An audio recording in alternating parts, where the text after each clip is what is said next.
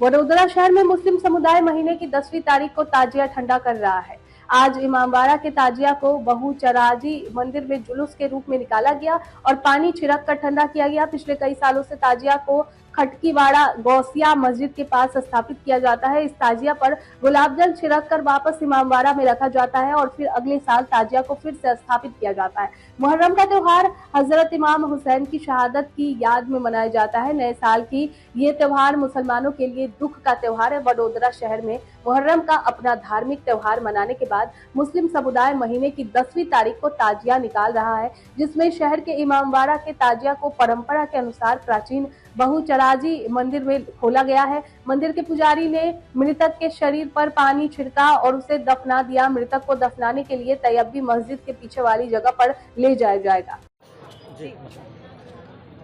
ये ताजिया हकीम साहब इमामबाड़ा में से आते हैं और इधर बहुचराजी मंदिर पे लाके पंचामृत जड़ से ठंडा करते हैं, फिर ले जाके गुलिस्तान अपार्टमेंट में दफनाते हैं।